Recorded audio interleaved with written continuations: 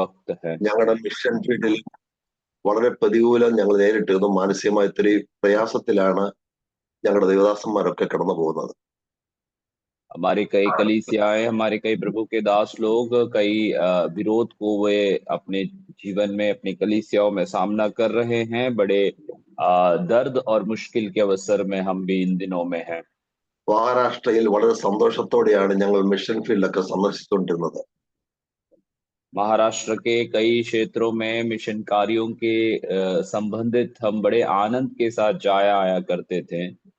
റോഡിലൊക്കെ കോളനികളിലൊക്കെ മൈക്കൊക്കെ വെച്ച് കെട്ടി ഞങ്ങളുടെ ദേവദാസന്മാരൊക്കെ അറേഞ്ച് ചെയ്ത് ഞങ്ങളെ ശുശ്രൂഷിച്ചിട്ടുണ്ട് പല പ്രാവശ്യം, ഔറംഗാബാദിലും മറ്റു സ്ഥലങ്ങളിലൊക്കെ. പക്ഷെ ഇപ്പൊ എല്ലായിടത്തും വളരെ വളരെ വാൺ ചെയ്തിരിക്കുകയാണ്. പ്രത്യേകം നിങ്ങൾ ഓർത്ത് പ്രാർത്ഥിക്കാൻ അപേക്ഷിക്കുന്നു.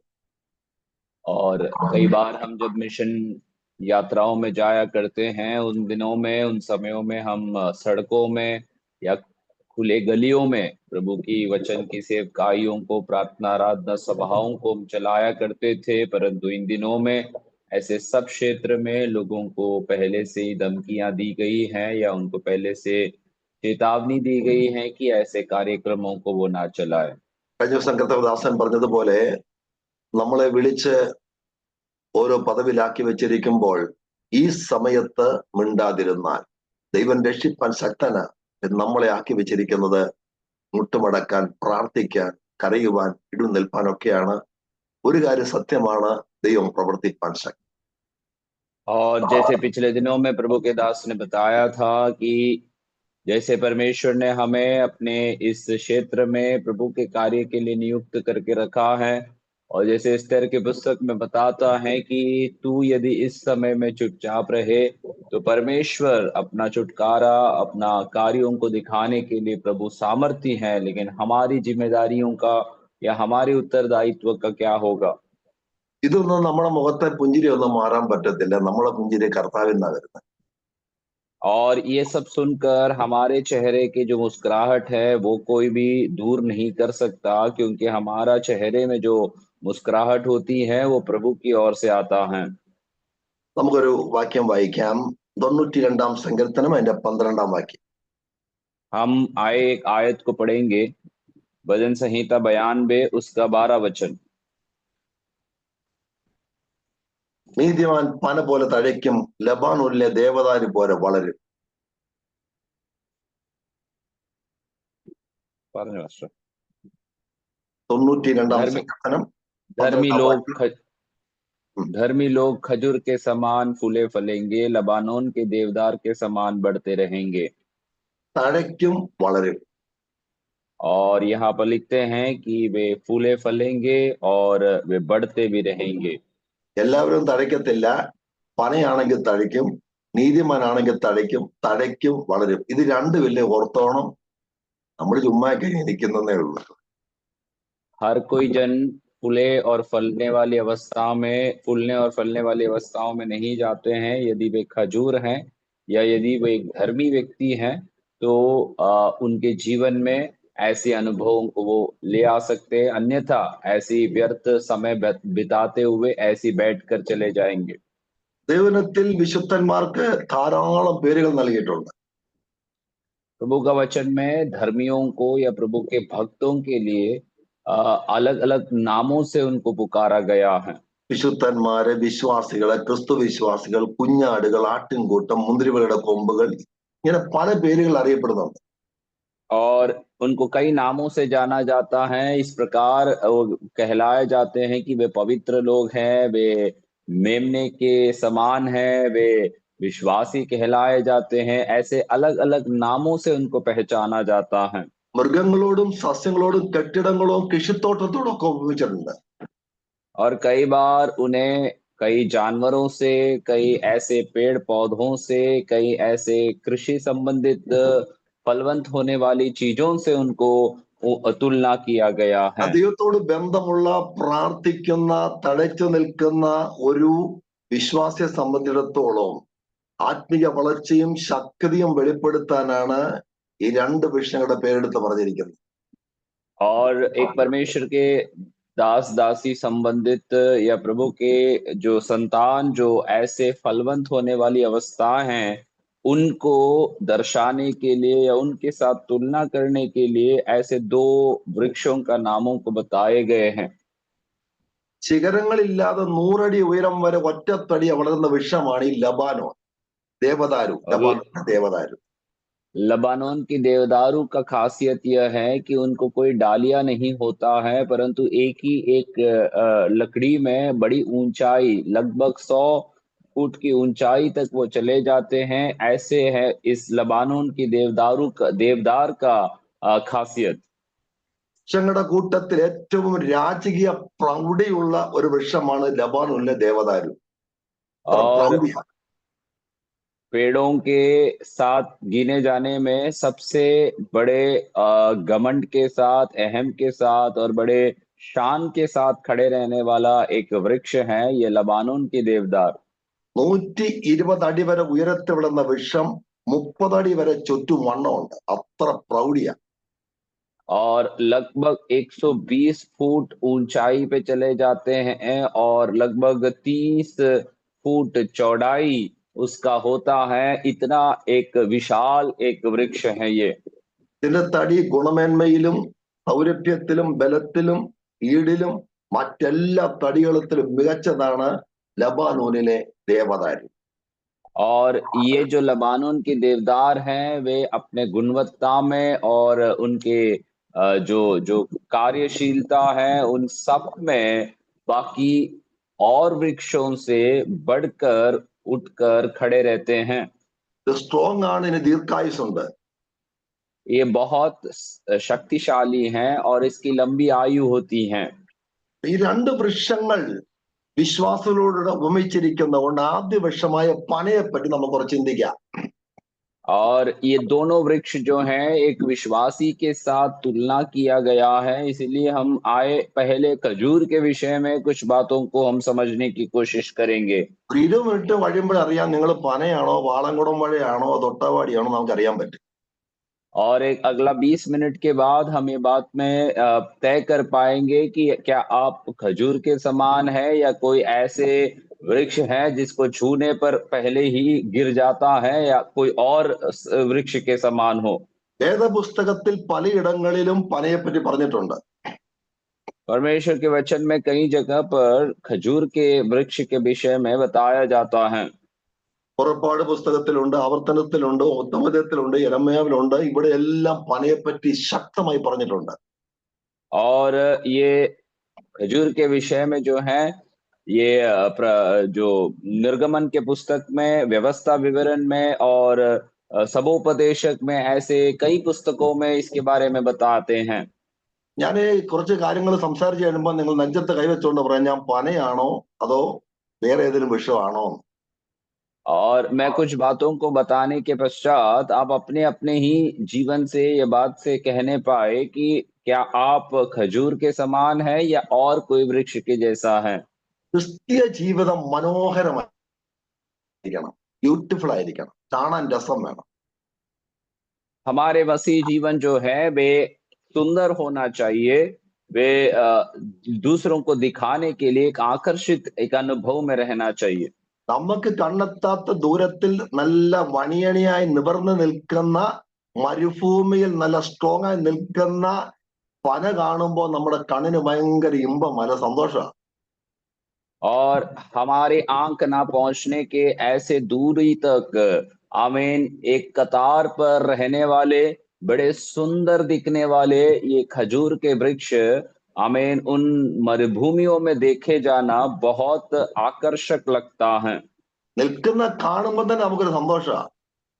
और वे वहां पर ऐसे एक कतार पर लगे हुए रहते दिखने में ही बड़े आनंद हमें महसूस होती हैं। ആത്മീയ ജീവിതത്തെ പോലെ മനോഹരമായി മറ്റൊന്നും ഭൂമിയിലില്ല. आत्मिक जीवन के समान और कुछ भी सुंदर और महकने वाला या अनुभव देने वाला ऐसा कुछ भी इस दुनिया में नहीं है। ക്രിസ്തുവിന്റെ സൗരഭ്യം വെളിപ്പെടുന്നതാണ് ഈ പന. और मसीह का वो जो खुशबू है वो फैलने वाला एक अनुभव है ये खजूर के वृक्ष का। അവരെ കാണുന്നത് മറ്റവർക്ക് വലിയ സന്തോഷമാണ്. और हमें देखना दूसरों को बहुत आनंद और खुशी महसूस होता അത് है। കാണാൻ പറ്റത്തില്ല, എല്ലാം വീഡിയോ ബന്ധാ. और ऐसा हो रहा है कि हम एक दूसरे को देख नहीं पाते हैं, कारण सबका वीडियो बंद रहता है। ഉള്ളവരുടെ മുഖത്തോട്ട് നോക്കിയാൽ ഒരു സന്തോഷവും ഇല്ല.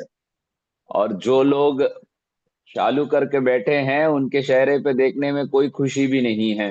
ലിപ്പ് കണ്ടാൽ തന്നെ ഒരു സന്തോഷം വേണമല്ലോ. और आपका जो जीवन देखते ही थोड़ी खुशी महसूस होना चाहिए। നമ്മുടെ കാഴ്ച തന്നെ മറ്റവർക്ക് ഒരു സന്തോഷമായിരിക്കണം. हमारा दृश्य, हमारा दिखाई देना ही दूसरों के जीवन में आनंदित करवाने वाली अवस्था आना है। നമ്മൾ യഹൂദയിലെ യഹൂദയിലെ സിംഹക്കുട്ടിയെ യേശുവിന്റെ മക്കളാന്നാ പറയുന്നത്. അങ്ങനെങ്കിൽ സിംഹത്തിന്റെ സന്തതി ഒരു ഗോത്രം പറഞ്ഞ പാതാളം നടുങ്ങും. നമ്മുടെയൊക്കെ ഇരിപ്പ് കണ്ട എന്റെ പൊന്നച്ചോ കഷ്ടമുണ്ട്. ആ കോട്ട്. हम जो हम जो हम जो है अपने आप को यहूदा का सिंह और यहूदा का गोत्र का कहलाते हैं। और यदि यदि सिंह का जो एक दहाड़ सुनाई दे या हमारा एक हालेलुया बोला जाए तो सारे सब कुछ हिल जाना चाहिए, लेकिन हमारी हालेलुया या हमारा शहर देखने में ही बड़े दयनीय अवस्था में है। ऐसी परिस्थिति में हम बैठते हैं। 90-ാം സങ്കീർത്തനത്തിൽ 17-ാം വാക്യം നമ്മൾ ഇങ്ങനെ വായിക്കുന്നത്, ഞങ്ങളുടെ ദൈവത്തിന്റെ പ്രസാദം ഞങ്ങളുടെ മേൽ ഇരിക്കുമാറാകട്ടെ. പ്രസാദം, യഹോവയുടെ മനോഹരത്വം എന്നാണ് ഇംഗ്ലീഷിലൊക്കെ കാണുന്നത്. അപ്പം യഹോവയുടെ മനോഹരത്വം നമ്മിൽ വെളിപ്പെടണം. और 90 भजन संहिता उसके 17वें आयत में इस प्रकार लिखा गया है कि हमारा पर यहोवा की मनोहरता हम पर प्रकट हो। तो वहां पर प्रभु का वचन क्या कहता है कि हमारे ऊपर परमेश्वर का जो प्रसन्नता है वो दिखाई देना हमेशा जरूरी होना है। ദൈവത്തിനായി പൂർണ്ണമായി സമർപ്പിക്കപ്പെട്ട ജീവിതം തീർച്ചയായിട്ടും മറ്റുള്ളവർക്ക് ഒരു അനുഗ്രഹമായിരിക്കും, സന്തോഷമായിരിക്കും. और एक परमेश्वर के लिए समर्पित किया हुआ जीवन निश्चित रीति से दूसरों के लिए हमेशा एक आशीष का कारण रहता है। പന എപ്പോഴും മുകളിലോട്ട് മാത്രം വളരുന്ന, മുകളിലോട്ടാ വളർച്ച. और खजूर का एक खासियत यह है कि हमेशा वो ऊपरी दिशा की ओर बढ़ता रहता है। വളവും ഇല്ല പൊളവും ഇല്ല, സ്ട്രെയിറ്റാ. और उसमें कोई टेढ़े मेढ़े जाने की अवस्था नहीं है, वो सीधा ऊपर की ओर बढ़ते हैं। എപ്പോഴും മേലോട്ട് മാത്രമേ വളരത്തുള്ളൂ. और हमेशा वे ऊपरी दिशा की ओर बढ़ता रहता है। 40-ാം സംഘത്തെ വായിക്കുന്നത് ഗമനം കർത്താവ് സ്ഥിരമാക്കിയത്. और 40वें भजन संहिता में इस प्रकार पढ़ते हैं कि तेरे आने जाने को परमेश्वर ने स्थिर कर दिया है। പനയുടെ നിപ്പ് കണ്ടാലും അതിന്റെ പ്രൗഢി കണ്ടാലും അറിയാം നമുക്ക് ഒരു ഒരു നമുക്ക് തന്നെ ഒരു പ്രചോദനമല്ലേ. और खजूर के पेड़ के उस हालत को देखकर, उसके उस अनुभव को देखकर ही हमारे अंदर एक आनंदित कराने वाला एक एक अनुभव को वो ले आता है। വളഞ്ഞ വഴി കൂടെ പോകുന്നൊരു വലഞ്ഞു പോകും. और जो टेढ़े मेढ़े रास्ते से चलते हैं वे अपने जीवन में कहीं ना कहीं फंस जाते हैं। അബ്രഹാമിന്റെ യാത്ര, ലോത്തിന്റെ യാത്ര. अब्राहम की यात्रा को थोड़ा याद करे या लूत की यात्रा को भी थोड़ा याद करे। ന്യായാധിപരുടെ പുസ്തകത്തിൽ ഒരു ഗിദയോനുണ്ട്, ഒരു ഗിദയോനല്ലല്ലോ, ശിംശോൻ. न्यायों का पुस्तक में एक शिमशोन को हम देखते हैं। നേരോടെ പോകാനുള്ളവനാ, പക്ഷെ അവൻ വളഞ്ഞ വഴി കൂടാ പോക്ക്. वो हमेशा उसे सीधा रास्ते से जाना जरूरी था, परंतु हमेशा वे उल्टे सीधे रास्ते से चला करते थे। പോകണ്ടാത്ത സ്ഥലത്തൊക്കെ അവൻ പോകത്തുള്ളൂ. जिस जिन जगहों में उसे जाना नहीं था, उन्हीं जगहों से वो यात्रा करते थे। വളഞ്ഞു പോയി. और इसलिए उसका जीवन हमेशा के लिए उस फंदे में पड़ गए। സങ്കീർത്തനക്കാരൻ പറയുന്നത് നീതിമാന്റെ യാത്ര മേലോട്ടാണ്. भजन संगीतकार इस प्रकार कहता है कि धर्मी की यात्रा जो है वो ऊपर की ओर लगी रहती है। ശൗല് തന്റെ മാനസാന്തരശേഷം യാത്ര തുടങ്ങിയ നേർവീതി എന്ന് പറയുന്ന ഒരു തെരുവിലൂടെയാ. നേർവീതി ഉണ്ടോ? शाऊल नामक व्यक्ति उसकी मन फिराव की यात्रा का शुरुआत सीधे कहलाने वाले मार्ग की ओर से हुआ था। പനയുടെ കേന്ദ്ര ഭാഗത്ത് തന്റെ ജീവൻ സ്ഥിതി ചെയ്യുന്ന കേന്ദ്ര ഭാഗത്ത്. जो खजूर है उसके बीच के हिस्से में उसका सारा कार्यक्रम या जीवन बना रहता है। സാഹചര്യ സമ്മർദ്ദങ്ങൾക്കൊരിക്കലും പനയെ തൊടാൻ സാധ്യമല്ല, പനയെ തൊടാൻ പറ്റത്തില്ല. और लोगों का आसपास के अनुभव या आसपास की परिस्थिति का दबाव कभी भी किसी भी रीति से खजूर के पेड़ को कहीं भी कोई भी कार्य में बाधित नहीं करता है। നമ്മുടെ വിശ്വാസ ജീവിതത്തിന്റെ ഒറ്റ കേന്ദ്രമാണ് നമ്മുടെ കർത്താവ് യേശു ക്രിസ്തു. हमारा विश्वास जीवन का एक ही केंद्र बिंदु है, वो हमारा यीशु मसीह होना है। പൗലോസ് പറയുന്നത് നമ്മുടെ ജീവനായ ക്രിസ്തു എന്നാ പൗലോസ് പറയുന്നത്. पौलुस इस प्रकार ये बात को कहते हैं कि हमारा जीवन जो हमारा यीशु मसीह है, നമ്മുടെ ജീവരസം കർത്താവില. हमारा जीवन का सारा जो स्रोत है वो परमेश्वर की ओर से है നമ്മൾ വേരൂന്നി നിൽക്കുന്നത്. और उसी के नाम से हमारे नाम पे आमीन मोहर दिलाया गया है या कहलाया जाता है। ഏത് സാഹചര്യത്തെയും മറികടന്ന് ജയാളിയായി നിൽക്കാനുള്ള കഴിവ് ഈ പനിക്കുണ്ട്. और कोई भी परिस्थिति को पार करते हुए विजयी रूप से खड़े रहने का एक शक्ति इस खजूर के पेड़ में है। വെള്ളമില്ലാത്ത മണലാരണ്യത്തിൽ തടച്ചു നിൽക്കുന്ന പന ഒരു അത്ഭുത വിഷൻ, അത്ഭുത കാഴ്ചയാണ് നമുക്ക്. और पानी ना रहने वाले मरुस्थल में अच्छे रीति से फलवंत होने वाला एक अद्भुत दृश्य है ये खजूर के पेड़ का। പൗലോസ് പറയാ ക്രിസ്തുവേശുവിന്റെ സ്നേഹത്തിനെ വേർപിരിക്കുന്നത് ആരെന്ന്. पौलुस इस प्रकार वचन में बताता है कि मसीह यीशु के प्रेम से हमें अलग करने वाला कौन है। നമ്മെ ഇങ്ങനെ പൗലോസ് പറയുന്നത്, നമ്മെ സ്നേഹിച്ചവൻ നിമിത്തം നാം ഇതിലൊക്കെയും പൂർണ്ണ ജയം പ്രാപിക്കുന്നു. ഇതിലൊക്കെ पौलुस इस प्रकार वचन में बताता है जो हमसे प्रेम रखता है उसके कारण हम इन सारे विषयों में जय प्राप्त करते हैं। ഒരു കാലാവസ്ഥയും പനയെ ബാധിക്കത്തില്ല. कोई भी प्रकार का मौसम क्यों ना हो, खजूर के पेड़ को कोई भी बाधित नहीं कर सकता। അപ്പോസ്തലപ്രവൃത്തി 16-ാം അധ്യായം വായിക്കുമ്പോൾ പൗലോസും ശീലാസും സുവിശേഷ നിമിത്തം തടവറയിൽ കിടക്കുമ്പോൾ തടവറയിലെ ബന്ധനമോ തടവറയിലെ സാഹചര്യമോ അവരെ ബാധിച്ചില്ല. അവര് പാടാൻ തുടങ്ങി, തടവറയെ പൊളിച്ചവര് ജയത്ത് വന്നു. ഒരു പ്രശ്നവും പനയെ ബാധിക്കത്തില്ല. ഇതുപോലാണ് ഒരു ദൈവന്റെ ഭൂമിയെ നിൽപ്പ്. प्रेरितों के काम उसके 16वें अध्याय में हम पौलुस और सीलास के बारे में पढ़ते हैं कि उन्हें जब परमेश्वर के वचन को सुनाने के खातिर जब कारागृह में बंद किया गया था, उनको कारागृह हो या हाथों में जंजीर हो या कोई भी बातें हो, उन्हें प्रभु की उपस्थिति में आराधना प्रार्थना करने से रोक नहीं पाता है। ऐसे ही है एक मसीह का जीवन, कोई भी आसपास का दबाव उसे रोक नहीं पाएंगे प्रभु में बढ़ने से। അവരെങ്ങനെയാ സാഹചര്യത്തെ ജയിച്ചത്? और कैसे वे उस परिस्थिति को जीत सका? ആരുമായിട്ടും ബന്ധം ഉണ്ടായിരുന്നോ? और क्या किसी से उनका कोई संबंध रहता है? ദൈവത്തോടുള്ള ബന്ധത്താൽ പനയായി നിന്ന രണ്ട് ഭക്തന്മാരിൽ കൂടെ ഇളങ്ങി നിന്ന ഈ പന അനേകർക്ക് ആശ്വാസമായി. കാരാഗൃഹ പ്രമാണി കുടുംബം വിടുവിക്കപ്പെട്ടു. യജമാനന്മാരെന്ന് വിളിക്കപ്പെട്ട നിലയിൽ മാനിച്ചത് മറ്റൊരു കഴിവുകൊണ്ടല്ല, ഈ പനയായി ദൈവത്തോട് ബന്ധമുള്ളത് കൊണ്ട് മാത്രമാണെങ്കിൽ ഇന്ന് നിങ്ങൾ നേരിടുന്ന സാഹചര്യം, കാലാവസ്ഥയോ പ്രതികൂലോ എന്ത് വന്നാലും ഒരു പനയെ ബാധിക്കത്തില്ല. അത് സൗന്ദര്യത്തോടെ ജയാളിയായി നിൽക്കും.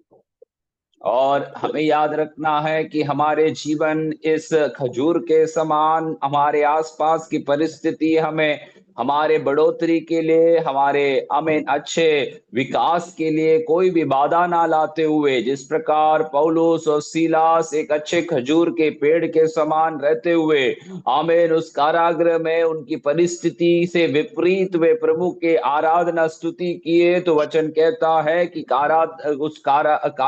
कारागृह के जो जेलर हैं और उसके परिवार को बचाने के लिए प्रभु ने उपयोग किया। इसी प्रकार हमारे जीवन के किसी भी परिस्थिति में परमेश्वर हमें मदद करेगा यदि हम प्रभु के लिए खड़े रहने के लिए तैयार रहते हैं। പൗലോസിനെ കാരാഗൃഹത്തിൽ കൊണ്ടിട്ടോ, വാളുകൊണ്ട് കാണിച്ചോ, പ്രതിസന്ധി വരട്ടെ, പീഡനം വരട്ടെ, എന്ത് പ്രതിസന്ധി വന്നാലും പൗലോസ് മറ്റുള്ളവർക്ക് അനുഗ്രഹമാണ്. തല ഉയർത്തി പിടിച്ചക്ക നിലയിൽ ഒരു പന പോലെ ദൈവത്തോട് ബന്ധം നിന്നത് കൊണ്ടല്ലേ പൗലോസ് ജയാളിയെ നിൽക്കാൻ കഴിഞ്ഞത്. और पौलुस के जीवन को देखिए कि पौलुस को कारागृह में डाले या उसको तलवार दिखाए या उसको कुछ ही किसी भी रीति से उसको भयभीत करने की कोशिश करे, पौलुस एक खजूर के समान ऊंचाई की ओर विकास करते हुए बढ़ते हुए अपने जीवन को आगे ले जाने के कारण उसके जीवन अनेकों के लिए एक आशीष का कारण बना। പനയുടെ നിപ്പ് കണ്ടിട്ടുണ്ടോ? आप उस खजूर के पेड़ के एक दृश्य को देखे हैं? എവിടെ നിൽക്കുന്ന? മരുഭൂമിയില്. कहाँ पर रुका है पूछे तो वे अधिकतर मरुस्थल में हम उनको देखते हैं। മരുഭൂമിയായിട്ട് ഒരു ബന്ധവും ഈ പനയ്ക്കില്ല. और मरुभूमि में उस आसपास के क्षेत्रों से उसको कोई भी संबंध वो रखते नहीं हैं। ബന്ധം ദൈവമായിട്ടാ. उसका संबंध जो है वो उसका परमेश्वर से हमेशा बना रहता है। നമുക്ക് പലപ്പോഴും നേരെ നിൽക്കാൻ പോലും പറ്റുന്നില്ല. कई बार हम लोग जो हैं वो सीधे खड़े नहीं रह पाते हैं। പാളംകുടം വാഴയുടെ കൂട്ടാ. और നാട്ടിലെ പഴമുണ്ടല്ലോ പാളംകുടം. ओके, हाँ, हमारे केरल में जो केले के वृक्ष हैं या झाड़ है उसके जैसे हम खड़े रहते हैं। ഒരു കാറ്റടിച്ച് അപ്പം താഴെ വീഴും. एक एक आंधी आने से तुरंत वो गिर जाता है। അതുകൊണ്ട് ചിലപ്പോൾ നമ്മൾ സപ്പോർട്ട് കൊടുക്കേണ്ടി വരുന്നത്. और इसलिए कई बार केले के पेड़ को हमें किसी भी प्रकार से सपोर्ट देना पड़ता है। നമ്മുടെ സൂമിറ്റൊക്കെ ഇരിക്കുന്ന കണ്ടാൽ മറ്റുള്ളവർക്കൊരു ബലം വേണം. आप जैसे भी प्रार्थना सभाओं में किसी भी मीटिंग में बैठने वाला हो, आपके बैठने का ढंग देखकर दूसरों को एक प्रोत्साहन होना है।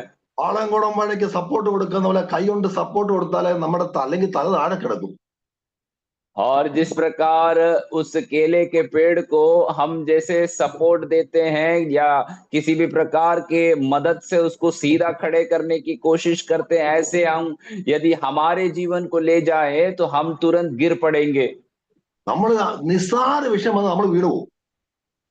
छोटी छोटी बात हमारे जीवन में विषय जब होती हैं तो हम तुरंत गिर जाते हैं। ഒരു ചെറിയ പ്രശ്നം, ഒരു പ്രതികൂലം, ഒരു കാറ്റ്, നമ്മൾ വീണു പോവാ. एक छोटा सा समस्या, एक छोटी सी आंधी हमारे जीवन में जब आ जाती है हम तुरंत गिर जाते हैं। നെഹമ്യാവ് പറയുന്നത് എന്നെപ്പോലെ ഒരുവൻ ഓടിപ്പോകുമെന്ന്. ദൈവത്തോട് ബന്ധമുള്ളവൻ ഒരിക്കലും തളർന്നു പോകത്തില്ല. അവൻ പന പോലെ തടിച്ചു നിൽക്കും. മറ്റുള്ളവർക്ക് ഒരു അനുഗ്രഹമാവും. नेहम्या इसलिए इस प्रकार कह रहा है कि मेरे जैसा एक व्यक्ति क्या प्रभु की उपस्थिति से भाग जाएगा? एक धर्मी व्यक्ति वो कभी भी परिस्थिति को छोड़कर भागने वाला नहीं बनता है, परंतु प्रभु में उसका विश्वास और भरोसा टिका रहता है। കാരാഗൃഹത്തിൽ കിടക്കുന്ന പൗലോസിന്റെ അടുക്കൽ ദൈവം ഒനേസിമോസിനെ അയച്ചു. कारागृह में पड़े रहने वाले पौलोस के पास परमेश्वर जो है ओनेसिमुस नाम एक व्यक्ति को बेचता है। മോഷണത്തിൽ പിടിക്കപ്പെട്ടവനാ. और वे एक किसी भी प्रकार के चोरी करने की अवस्था में पकड़े गए थे। പൗലോസിന് ജയിലുമായിട്ടല്ല ബന്ധം. पौलोस को उस कारागृह से कोई संबंध नहीं है। ദൈവത്തോട് ആഴമേറിയ ബന്ധം. पौलोस हमेशा अपना परमेश्वर के साथ एक गहरे संबंध में बना रहता था। യോസഫിനെ നോക്കിയേ. यूसुफ की और आप थोड़ा देखिए, പൊട്ടക്കിണറ്റി വീണില്ലേ? वे सूखे कुएं में उसको डाल दिया गया। അടിമപ്പണി ചെയ്തില്ലേ? उसे गुलाम की जैसे ऐसे उसको कार्य करना पड़ा। സഹോദരന്മാര് കൈവിട്ടില്ലേ? और उनके भाइयों ने उसको अकेला छोड़ दिया। സകലരും കൈവിട്ടില്ലേ? सब लोगों ने उसको अकेला कर दिया। ഒറ്റ ആളുമായിട്ടുള്ള ബന്ധമുണ്ടായിരുന്നു എനിക്ക്. उसे सिर्फ एक ही एक व्यक्ति से उसके जीवन में संबंध रहता था। നമ്മളിങ്ങനെ വായിക്കുന്നത് യോസഫ് ഫലപ്രദമായ വൃക്ഷം തിളങ്ങി നിൽക്കുക, പച്ചിച്ച് വാടാതെ നിൽക്കുക. और हम वचन में इस प्रकार कहते हैं कि यूसुफ जो है एक फलवंत वृक्ष के समान है, वे हमेशा चमकते और लहलहाते हुए अनुभव में रहते हैं। ദൈവം പറയും ഞാൻ യോസേഫിനെ നിർത്താൻ ശക്തനാണെന്ന്. और परमेश्वर इस प्रकार कहता है कि मैं यूसुफ को खड़ा करने के लिए मैं सामर्थी हूँ।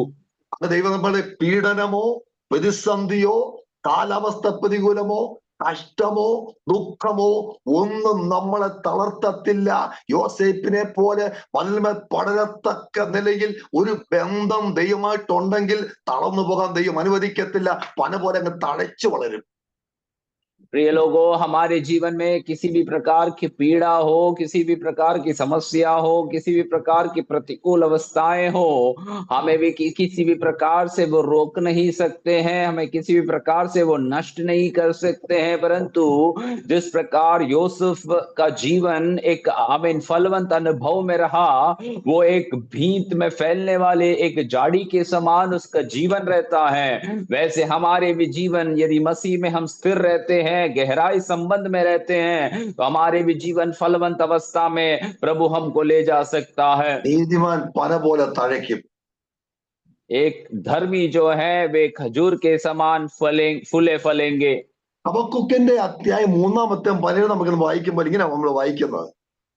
हबक्कुक की पुस्तक 3 अध्याय उसके 17वें वचन को हम पढ़ते हैं तो इस प्रकार वहां पर लिखा गया है, വൃക്ഷം തളുക്കത്തില്ല, और अंजीर के पेड़ फलेंगे नहीं, മുന്തിരിവള്ളി പൂക്കത്തില്ല, और अंगूर में किसी भी प्रकार का कोई भी फल नहीं देखा जाएगा, എങ്കിലും ഞാൻ ദൈവത്തെ സന്തോഷിക്കും.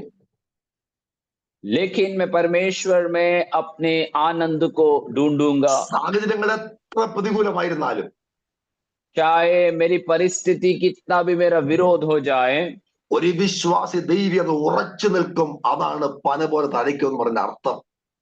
और ऐसे कितने भी परिस्थिति विपरीत होने से भी एक विश्वासी प्रभु में हमेशा बना रहेगा, और इसीलिए कहा जाता है कि एक विश्वासी खजूर के समान फूले और फलेंगे।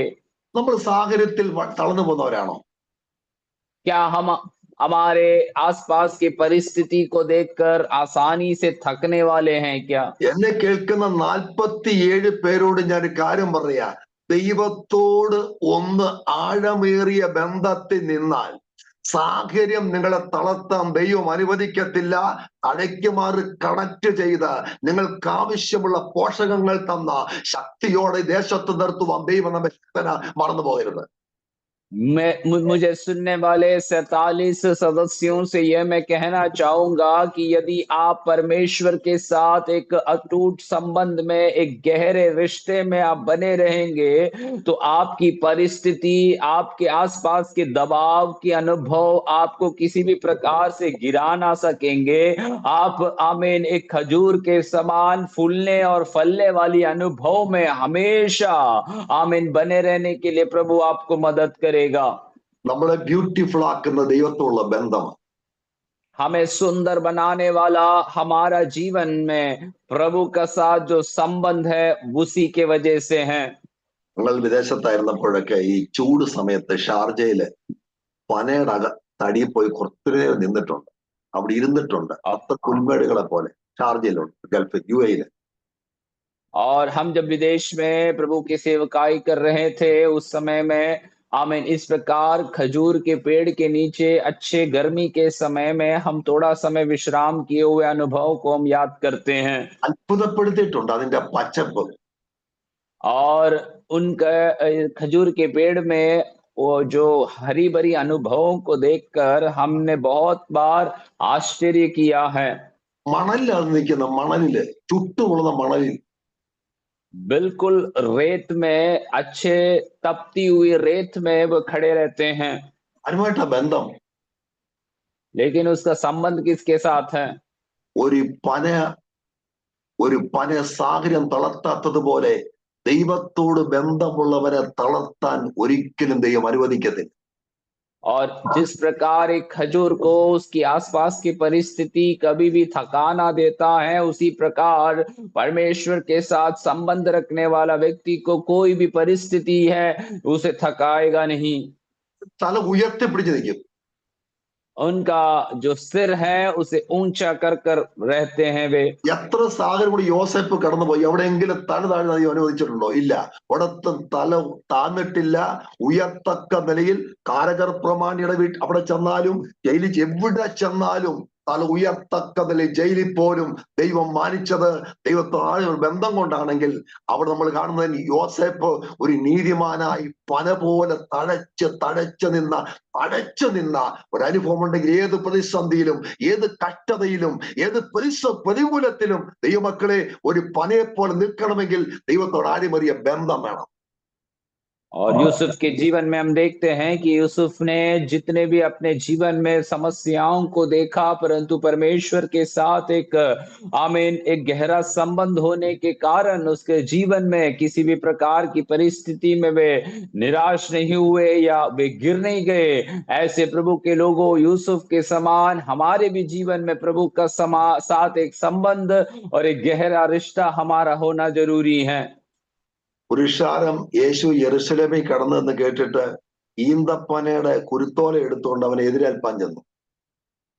और जो भीड़ जो है यीशु मसीह यरूशलेम में जब प्रवेश किए थे और उस यात्रा के समय में उसी को स्वागत करने के लिए कई खजूर के डालियों को मिलाकर उसके सामने डाल दिए। ജയത്തിന്റെ ചിഹ്നമായി കുരുത്തോല, പനയുടെ ഓല. और जो विजय का एक चिन्ह के समान इसके पत्तों को देखा जाता है। നമ്മളെ കാട് തന്നെ ജയത്തിന്റെ ചിഹ്നമായിട്ടാണ് കാണുന്നത്.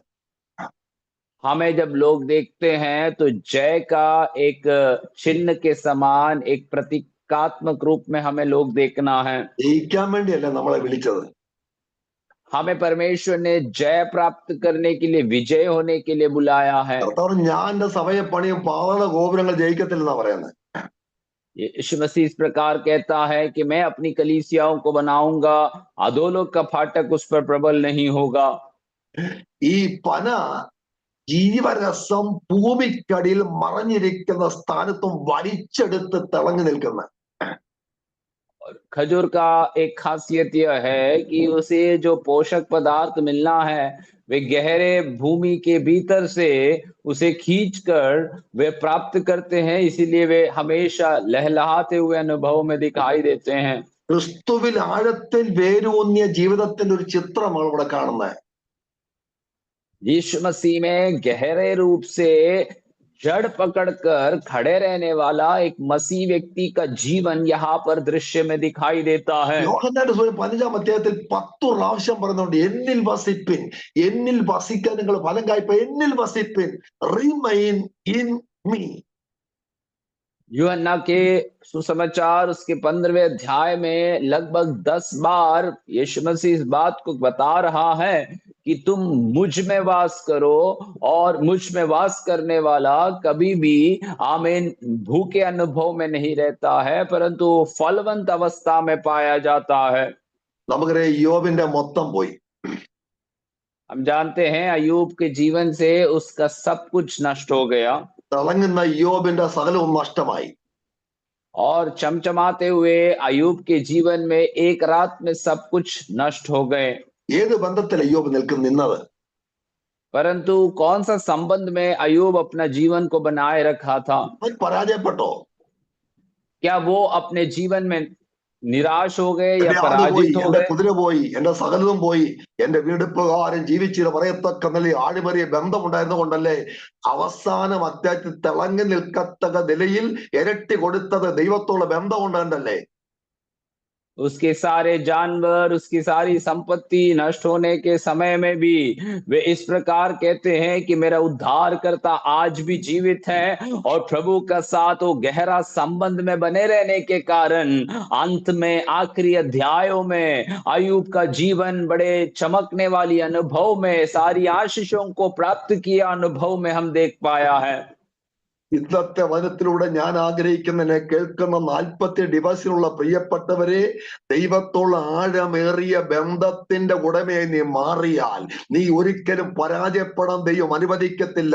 സാഹചര്യങ്ങൾ വന്നെന്ന് വരാം, പ്രതികൂലം വന്നെന്ന് വരാം, ദുഃഖം വന്നെന്ന് വരാം, പീഡനം വന്നെന്ന് വരാം, പക്ഷെ നിങ്ങൾ തളർന്നു ദൈവം അനുവദിക്കത്തില്ല.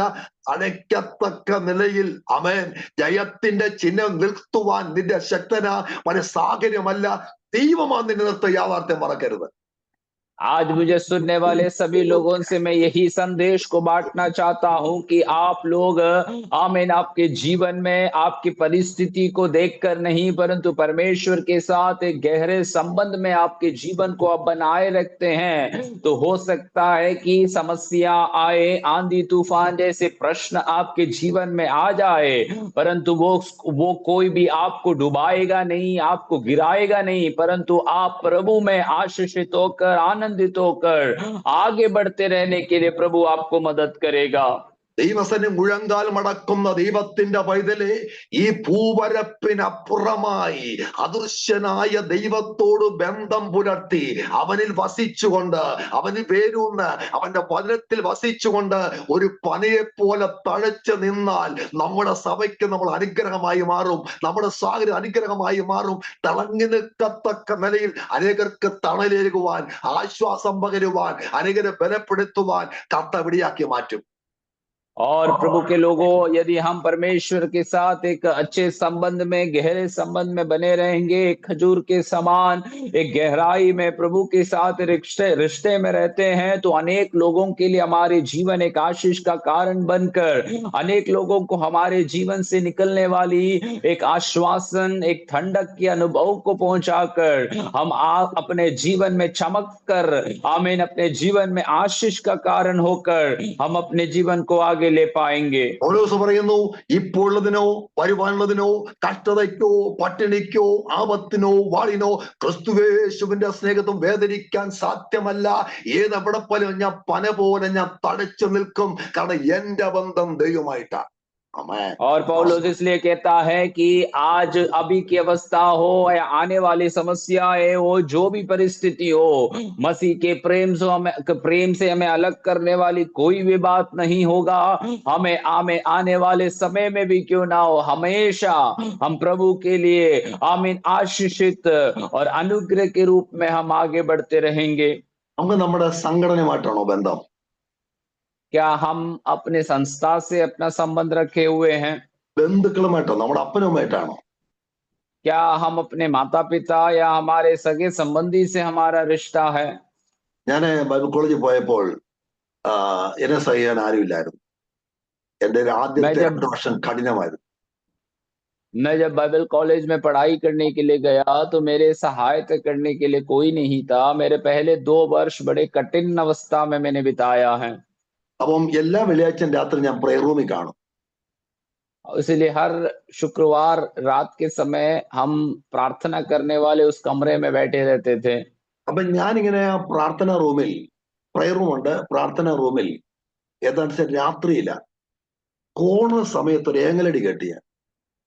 और ऐसे उस प्रार्थना के कमरे में एक रात के समय में लगभग 9-10 बजे का समय होगा, एक कोने से बहुत एक व्यक्ति का रोने का, कराहने की आवाज को मैंने सुना। ഇരുട്ടായിട്ട് ഒന്നും കാണാൻ പറ്റിയില്ല. अंधेरे होने के कारण हम कुछ देख नहीं पाए। ഞാൻ അടുത്തി എന്ന് നോക്കി.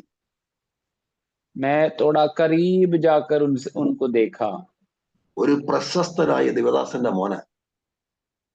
और तब मैंने ये बात को जाना कि एक जाना माना एक प्रभु के दास का बेटा है। അത് ഇദ്ദേഹം എന്തിനാ കരയുന്നേ? मैं ऐसा सोचने लगा कि ये व्यक्ति को रोने की क्या आवश्यकता है। എനിക്കാണെങ്കിൽ ഫീസ് കൊടുക്കാൻ കാശില്ല, വളരെ ബുദ്ധിമുട്ടുണ്ട്, ആരുമായിട്ട് ബന്ധമില്ല, അതുകൊണ്ട് എനിക്ക് കരഞ്ഞേ പറ്റൂ.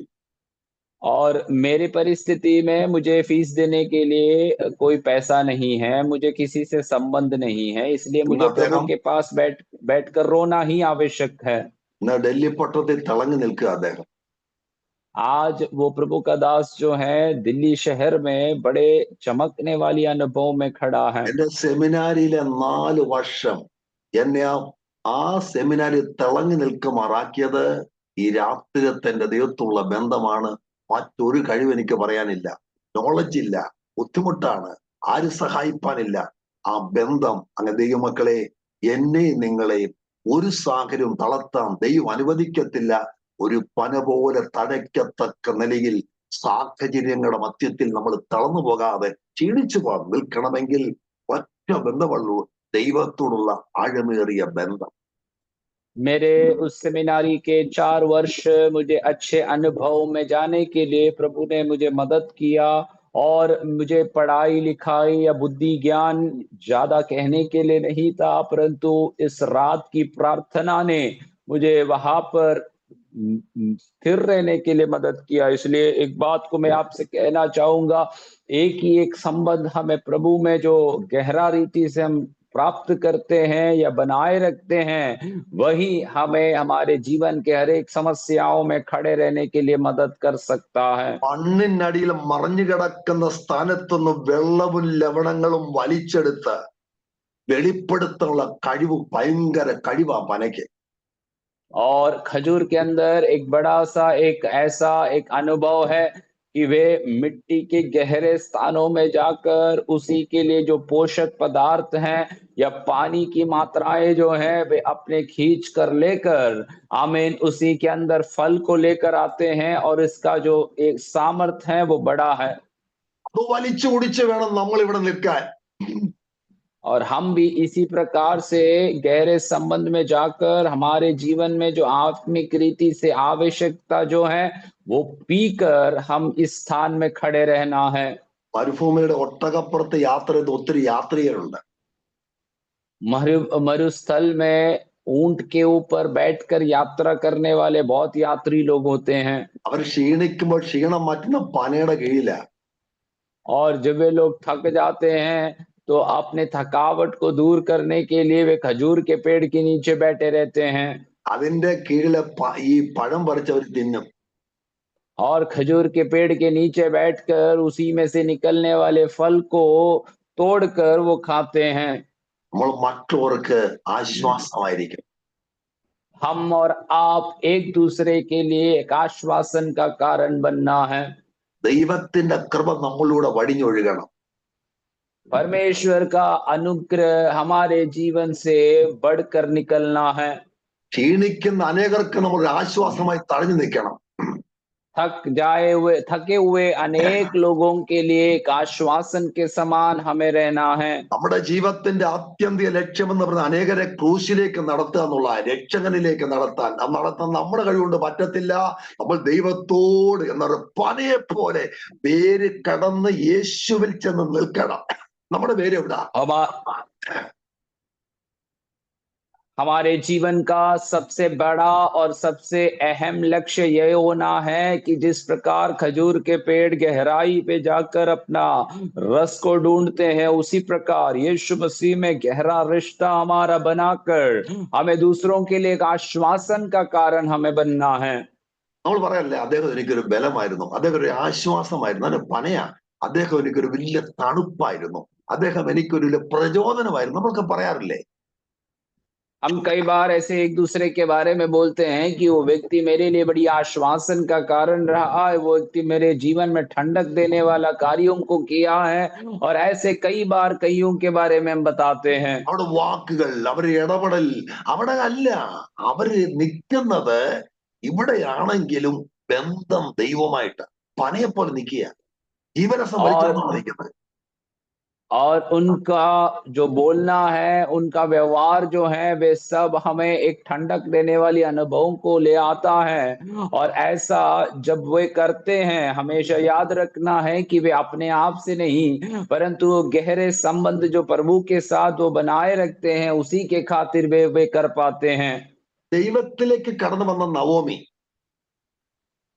परमेश्वर की ओर मुड़कर आए हुए नवोमी को देखें, തകർന്നു പോയ മാറയുടെ അവസ്ഥയിലെത്തിയ നവോമി, और टूटा हुआ बिखरा हुआ मारा की अवस्था में पहुंचा हुआ नवोमी, ഇവള് ദൈവത്തിലേക്ക് മടങ്ങി വന്ന, वो जब प्रभु की ओर लौट कर आती हैं, ദൈവത്തോടുള്ള ബന്ധം ആരംഭിച്ചപ്പോൾ, जब प्रभु के पास आकर प्रभु का संबंध में जब वो फिर से पुनर्स्थापित हो गई, ഒരു പനയെ പോലെ തറച്ചു നിൽക്കുക.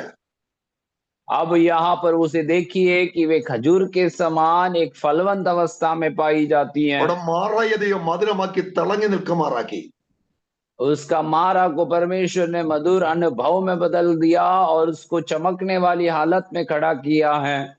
ഞാന് എന്റെ ചർച്ചിലെ ഒരു ബദനം നടന്ന ജീവിതത്തിൽ സംഭവം പറഞ്ഞ് ഞാൻ നിർത്താൻ ആഗ്രഹിക്കുക. मेरे कलीसिया में एक भाई के जीवन में ऐसी घटना जो हुई है, वो बातों को बोलकर मैं बातों को समाप्त करना चाहता हूँ। 93 നടന്ന ഒരു സംഭവം. सन 1993 में हुआ एक घटना है। അദ്ദേഹത്തിന് 800 രൂപ ശമ്പളം ഉള്ളായിരുന്നു. उनको केवल 800 रुपया तनख्वाह मिलता था। കത്തോലിക്ക കുടുംബത്തിൽ നിന്ന് രക്ഷപ്പെട്ട് പുറത്തു വന്ന ഒരു സഹോദരൻ. और कैथलिक परिवार में से उद्धार पाकर बाहर आया हुआ एक व्यक्ति था वो। അദ്ദേഹത്തിന്റെ വൈഫ് ഒരു സാധാരണ ഒരു ബന്ധക്കോസുകാരിയാണ്, 3ാം തലമുറക്കാരി. और വലിയൊരു ആത്മീയ ഉണർവ്. उनका उनका पत्नी जो था एक साधारण पेंतिकोस्त की परिवार में एक तीसरी पीढ़ी के रूप में जन्म होकर एक साधारण अनुभव में चलने वाली स्त्री थी। സഹോദരിക്ക് 2000 രൂപ ശമ്പളം. वो बहन जो है वे 2000 रुपया अपना तनख्वाह कमाती थी। അദ്ദേഹത്തിന് 800 രൂപ ശമ്പളം. वो भाई जो है 800 रुपया कमाते थे। അങ്ങനെ ഇങ്ങനെ മുന്നോട്ട് പോകുമ്പോ ऐसे वे अपने जीवन आगे ले चलने के समय में അദ്ദേഹം ഇടയ്ക്കിടയ്ക്ക് വൈഫിന്റെ പേഴ്സിൽ നിന്ന് പൈസ എടുക്കും ചെലവിന് വേണ്ടി. ये भाई जो है बीच बीच में अपनी पत्नी के जो पर्स में से पैसे निकाला करता था अपने कार्यों को चलाने के लिए। ഇദ്ദേഹം ഒരു സെക്കൻഡ് ഹാൻഡ് സ്കൂട്ടർ വാങ്ങി. उन्होंने ऐसे करते हुए एक सेकेंड हैंड स्कूटर खरीदा। പെട്രോൾ അടിക്കാൻ പൈസ ഇറങ്ങിട്ട് ഭാര്യയുടെ ബാഗിൽ നിന്ന് 100 രൂപ എടുത്തു. पेट्रोल डालने के लिए उनके पास पैसे नहीं होने के कारण पत्नी की बैग में से उन्होंने 100 रुपया निकाल लिया। ഭാര്യ तिരിച്ചെടുത്തു. पत्नी ने उस पैसे को वापस ले ली। അദ്ദേഹം അറിഞ്ഞില്ല. वे वो बात को जान नहीं रहे थे। പെട്രോൾ അടിക്കാൻ പമ്പിൽ ചെന്നു. पेट्रोल डालने के लिए पंप में पहुंच जाता है। പെട്രോൾ അടിച്ച് കൊടുക്കാൻ പൈസയില്ല. पेट्रोल डालने के बाद देने के लिए उसके पास कोई पैसा नहीं है। വിയർത്തുപോയി അദ്ദേഹം. वे वहां पर पसीना पसीना हो गया। ഇന്നത്തെ പോലെ ഇങ്ങനെ ഓൺലൈൻ ഫെസിലിറ്റീസ് ഒന്നും വന്നില്ലല്ലോ. और आज के समान वहां पर उस समय में ऑनलाइन की कोई सुविधाएं नहीं थी। അദ്ദേഹം ചെന്നൈയിൽ നിന്ന് വന്ന ഹിന്ദി പോലും അറിയത്തില്ല. और वो भाई जो है वे चेन्नई से आया हुआ था तो अच्छे से हिंदी भी नहीं जानता था। പുള്ളിക്കാരൊന്ന് ഒത്തിരി കരഞ്ഞു. वो भाई वहां पर खड़े रहकर बहुत रोने लगा। സ്കൂട്ടർ വെച്ചു അവിടെ വെച്ചിട്ട് അദ്ദേഹം വീട്ടിൽ പോയി. और उसने ऐसा किया कि अपने स्कूटर वहां पर छोड़कर वे अपने घर चले गए। വൈഫിനോടൊന്നും പറഞ്ഞില്ല. पत्नी से कुछ भी नहीं कहा। അദ്ദേഹം പറഞ്ഞ സാക്ഷ്യം ഇങ്ങനെ ശ്രദ്ധിച്ചു കേൾക്കണം. उन्होंने इस प्रकार एक गवाही बोला, आप ध्यान से सुनना है। കിടന്നങ്ങ് കരഞ്ഞു. वे प्रभु की उपस्थिति में जैसे जैसे वो रोने लग गए। മണിക്കൂർ ദൈവത്തിന്റെ കാല് പിടിച്ച് കരഞ്ഞു. घंटों समयों को निकालकर प्रभु के उपस्थिति में पड़े रहकर रोने लगा। ചങ്ക് പൊട്ടി ദൈവത്തോട് കാര്യം പറഞ്ഞു. हृदय टूटते हुए अनुभव में प्रभु से एक बात को उन्होंने कहा, എനിക്ക് ഭാഷ അറിയത്തില്ല, हे प्रभु मैं भाषा नहीं जानता हूं, പക്ഷെ ഞാൻ അങ്ങയിൽ ആശ്രയിക്കുക. परंतु मैं आप में भरोसा करता हूं। അങ്ങനെ സഹായിക്കണം. आप मेरी सहायता करें प्रभु। അദ്ദേഹം മണിക്കൂർ കരഞ്ഞ് കണ്ണൊക്കെ തുടച്ച് പുറത്തു വന്നു. और घंटों वे रोकर अपने आंख सब पहुंचते हुए वे बाहर आए। അദ്ദേഹം പറഞ്ഞു എനിക്ക് ചർച്ചിനകത്ത് 3000 രൂപ കൊടുക്കണം. और उन्होंने इस प्रकार कहा कि मुझे कलीसिया में 3,000 रुपया देना है। ദൈവത്തിന് കൊടുക്കാനുള്ള പെൻഡിങ്ങാ. और प्रभु को देने के लिए उनके पास पैसा रह गया था। പിറ്റേ ദിവസം ഓഫീസിൽ പോയി. और अगले दिन वे ऑफिस जाता है। മാനേജർ ക്യാബിലേക്ക് വിളിച്ചു. मैनेजर ने उसे अपने कमरे में बुलाता है। ഇൻസെന്റീവ് ആണെന്ന് പറഞ്ഞ് 3000 റുപ്പീസ് കൊടുത്തു. और उसे उसकी पैसे इंसेंटिव के नाम से उसे 3,000 रुपया उसके हाथ में दे दिया। അത് മുഴുവൻ കൊണ്ട് ചർച്ചിൽ കൊടുത്തു. और वो 3,000 रुपया पूरा लेकर आकर उन्होंने कलीसिया में डाले। അവിടുന്ന് ദൈവം ഉയർത്താൻ തുടങ്ങി. वहां से प्रभु उसको उठाने लगा। മറ്റൊരു കമ്പനിയിലേക്ക് അദ്ദേഹത്തെ വിളിച്ചു. दूसरे एक कंपनी में वे लोग उनको बुला लिए। ഒരു നല്ല വീട് വാങ്ങി. एक अच्छा घर को उन्होंने खरीदा। വൈഫിന്റെ ജോലിയും വിട്ടു. पत्नी का काम उन्होंने छुड़वा दिए। തകർന്നു കിട മനുഷ്യൻ തഴയ്ക്കുമാറാക്കിയ സർവശക്തനായ ദൈവം और टूटा हुआ वो मनुष्य जो है वे प्रभु में बढ़ने लगा, एक फलवंत अनुभव में वो चलने लगा। 31st നൈറ്റിൽ ഫുൾ ഫുട്ടില് അദ്ദേഹം വർഷിപ്പിന് വന്ന് കണ്ണീരോട് പറഞ്ഞ സാക്ഷ്യമാണ് ജനങ്ങളോട് കൈമാറുന്നത്. 31 दिसंबर के रात के समय में वे अपने अच्छे पोशाक पहनकर आंखों में आंसू भरकर बोला हुआ गवाही मैं आपसे बता रहा हूं। അദ്ദേഹം ഡൽഹി പട്ടണത്തിൽ അനുഗ്രഹമായി മാറി. वे दिल्ली के शहर में एक आशीष का कारण बन गया। ഒറ്റ ദിവസത്തെ ചില മണിക്കൂർ ദൈവത്തോട് കരഞ്ഞുള്ള ദൈവത്തോട് ആഴമേറിയ ബന്ധം. एक दिन कई घंटे प्रभु के पास वे आंखों आंसू आंसू आंसू के साथ प्रभु की उपस्थिति में प्रार्थना किया और प्रभु का साथ एक गहरा संबंध में वो चला गया। നമ്മളത് വായിക്കാറുണ്ട്, അവൻ നിൽക്കുമാറാക്കി, അവൻ നടക്കുമാറാക്കി, ഉയർത്തുമാറാക്കി. ഇതൊക്കെ നമ്മൾ പറയാറുണ്ട്. പ്രൊമോഷൻ ലിബർത്തി എന്നല്ല, ഉയർത്തി എന്നാണ്. ഇതൊക്കെ പറയാറുണ്ടെങ്കിലും പലപ്പോഴും അനുഭവിക്കാറില്ല നമ്മൾ. और कई बार हम ये बातों को बोलते हैं कि परमेश्वर ने हमें खड़ा किया है, प्रभु ने हमें बढ़ाया है, हमारा बढ़ती लोगों की ओर से नहीं प्रभु की ओर से आती हैं। ये सारी बातों को बोलते तो हैं परंतु हम अनुभव नहीं कर पाते हैं। ഈ മനുഷ്യൻ എന്തോ എന്നറിയാവോ?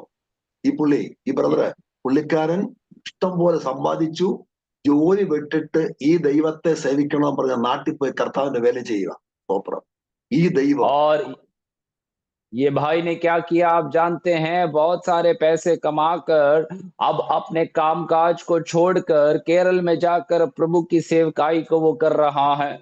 ഇന്ന് നിങ്ങൾ എന്നെ കേൾക്കുന്ന പ്രിയപ്പെട്ടവരെ, आज मुझे सुनने वाले प्रिय लोगों, ജീവിത സാഹചര്യങ്ങൾ നിങ്ങൾ തളർത്തുന്നുണ്ടോ? आपके जीवन की परिस्थितियां आपको दबा रहा है क्या? പുഞ്ചിരിക്കാൻ കഴിയാത്ത അനുഭവം നിങ്ങളുടെ ജീവിതത്തിലുണ്ടോ? आप मुस्कुराहट में नहीं पहुंच पा रहे हैं, ऐसी अवस्थाओं को आप झेल रहे हैं क्या? മറ്റുള്ളവർക്ക് തണലേകാൻ പറ്റാത്ത അവസ്ഥ നിങ്ങളുടെ ജീവിതത്തിലുണ്ടോ?